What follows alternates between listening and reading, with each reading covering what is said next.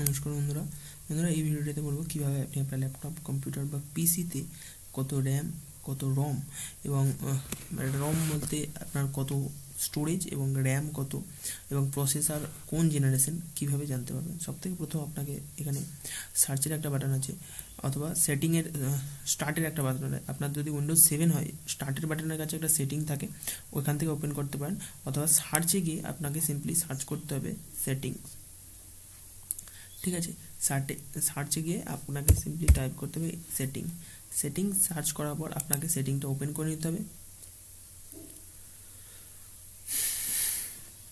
এটা আমার উইন্ডোজ 11 এবং এই উইন্ডোজ 11-এ এরপর আপনাকে সিস্টেমে যেতে হবে। সিস্টেমে গিয়ে নিচেই অ্যাবাউট বলে একটা অপশান আছে, দেখতে পাচ্ছেন, অ্যাবাউটে ক্লিক করবেন।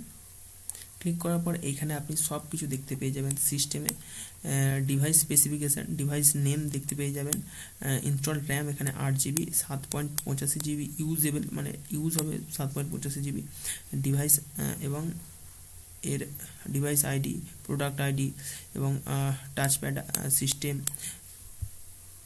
কোন উইন্ডোজ ভার্সান আছে, এগুলো সব কিছু কিন্তু আপনি দেখতে পেয়ে যাবেন। আপনি যদি রম দেখতে চান, মানে আপনার কত জিবি স্টোরেজ আছে, সিম্পলি আপনাকে এখানে সার্চ করতে হবে ফাইল এক্সপ্লোরার। ঠিক আছে, ফাইল এক্সপ্লোরার সার্চ করবেন। ফাইল এক্সপ্লোরার সার্চ করার পর আপনাকে সিম্পলি এখানে দিস পিসির একটা অপশান থাকে, আপনাকে দিস পিসিতে যেতে হবে। দিস পিসি থেকে আপনি দেখতে পাবেন এখানে আমার দুটো আছে, একটা এসএসডি আছে, একটা যেটা হার্ড ড্রাইভ আছে। ঠিক আছে, তো আমার এসএসডি আছে এখানে দেখতে পাচ্ছেন 237 GB এবং হার্ড ড্রাইভ আছে 931 GB, এর মধ্যে এতটা ফাঁকা আছে।